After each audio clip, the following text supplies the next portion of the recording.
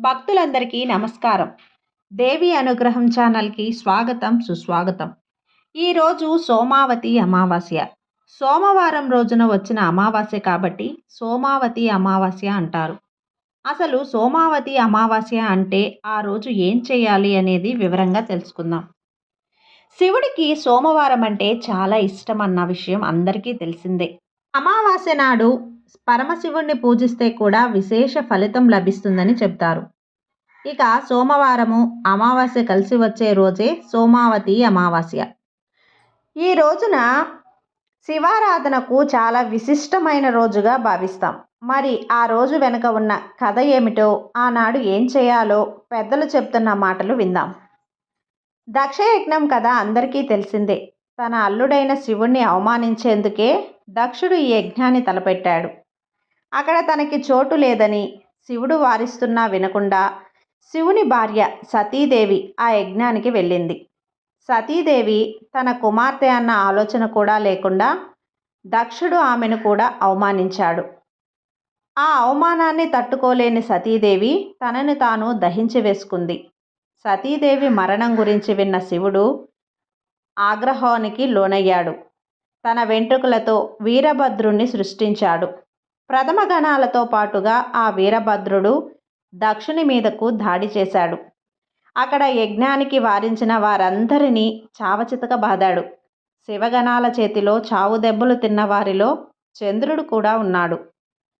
చంద్రుడు సాక్షాత్తు శివుడికి తోడల్లుడు.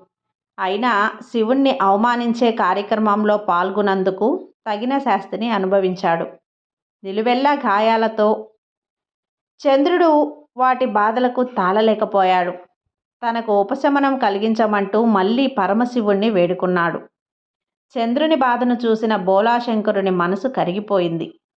రాబోయే సోమవారం నాడు అమావాస్య తిథి కూడా ఉందని, ఆ రోజున కనుక తన అభిషేకం చేస్తే చంద్రుడు ఆరోగ్యవంతుడవుతాడని అభయమిచ్చాడు.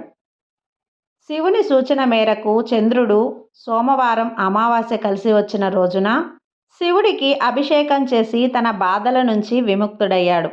అప్పటి నుంచి సోమవారం నాడు వచ్చే ప్రతి అమావాస్యని సోమావతి అమావాస్య అనే పేరుతో పిలవటం జరుగుతుంది. సోముడు అంటే చంద్రుడు.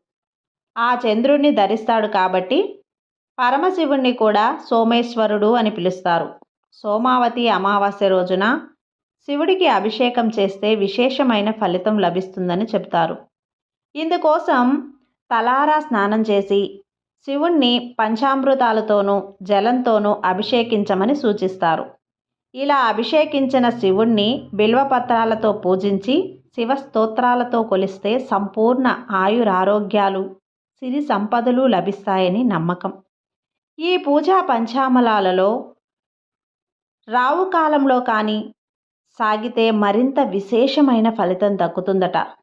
ఏది కుదరకపోతే కనీసం శివ పంచాక్షరి జపంతో అయినా సరే ఈ రోజును గడపమని చెప్తున్నారు. ఇక ఈరోజు సోమావతి అమావాస్య కాబట్టి శివుణ్ణి ఆరాధించిన ప్రతి ఒక్కరూ శివ కథలను వినడం వలన శివ సాన్నిధ్యాన్ని పొందుతారు. ఇక శివ కథలలో ఒక కథ. అవంతి నగరంలో సద్బ్రాహ్మణుడు ఒకడు ఉండేవాడు. అతనికి సునిధి, వేదనిధి అని ఇద్దరు కుమారులు. వారిలో వేదనిధి దుర్మార్గుడు.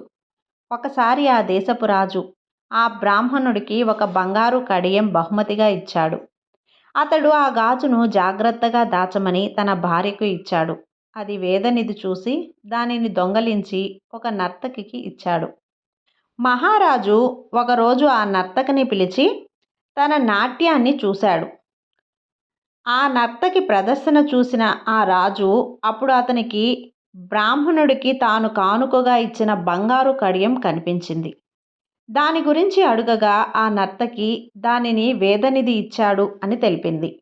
వెంటనే రాజు ఆ బ్రాహ్మణుణ్ణి పిలిచి తాను కానుకగా ఇచ్చినటువంటి బంగారు కడియం ఒకసారి తీసుకురమ్మన్నాడు.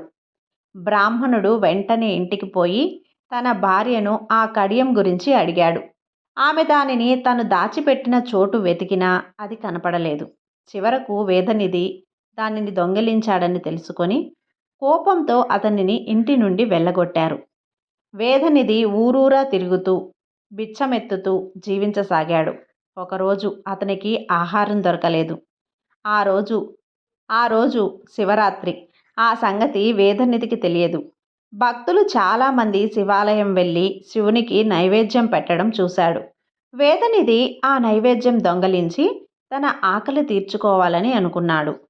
భక్తులెవరూ లేని సమయం చూసి గర్భగుడిలోకి వెళ్ళాడు. అక్కడంతా చీకటిగా ఉంది. అప్పుడు వేదనిధి తన పంచె విప్పి ఒక పీలికను తీసి దానిని ఒత్తిగా చేసి శివుని ముందు దీపం వెలిగించాడు. వేదనిధి ఆహారం దొంగలించే సమయానికి భక్తులు లేచి వేదనిధిని పట్టుకొని తీవ్రంగా కొట్టారు. ఆ దెబ్బలకు తాళలేక వేదనిధి ప్రాణాలు విడిచాడు. యమదూతలు వేదనిధిని నరకానికి తీసుకొని పోవటానికి వచ్చారు.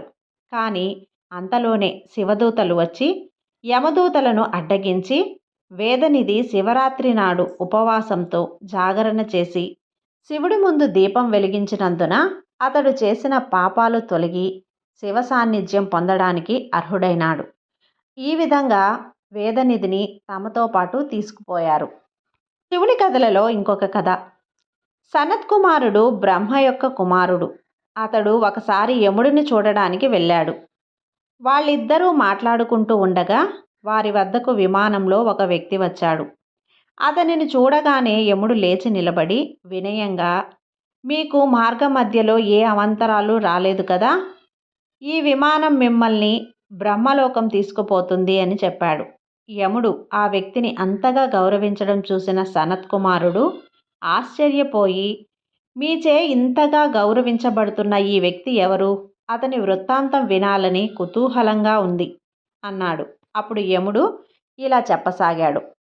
ఒకసారి పార్వతి తపస్సు చేయటానికి వెళ్ళినప్పుడు ద్వారం వద్ద కావలి కాస్తూ ఉన్న నంది మాయా పార్వతిని లోనికి పంపినాడు. నంది చేసిన పొరపాటును పార్వతి క్షమించలేకపోయింది. అతనిని 12 సంవత్సరాలు నక్కగా పుట్టమని శపించింది. శాపం కారణంగా నంది నక్కగా పుట్టి వితస్త వేదావతి నదుల సంగమ స్థానంలో ఒక శివలింగం ప్రతిష్ఠించి నిద్రాహారాలు మాని తపస్సు చేసింది. 12 సంవత్సరాలు గడిచిన తర్వాత ఆ నక్క చనిపోయి నందిగా మారి కైలాసం చేరుకుంది. ఈ సంగతి గమనించిన ఆ దేశపు రాజు ధర్మపాలుడు ఆ ప్రదేశంలో ఒక ఆలయం నిర్మించి అనేక మంది బ్రాహ్మణులను రప్పించి పురాణ ప్రవచనాలను ఏర్పాటు చేశాడు. ఇంత పుణ్యం చేసుకున్నందుకు అతడు చేసిన పాపాలన్నీ తొలగిపోయి చివరకు బ్రహ్మలోకానికి చేరుకున్నాడు. ఈ విధంగా మనం శివరాత్రి రోజున కానీ సోమావతి అమావాస్య రోజున కానీ శివుడికి విశిష్టమైన రోజున మనం పూజ చేయలేకపోయినా, అభిషేకం చేయలేకపోయినా కనీసం ఒక దీపం మనం వెలిగించినా కూడా శివుని సాన్నిధ్యాన్ని చేరుకుంటాం.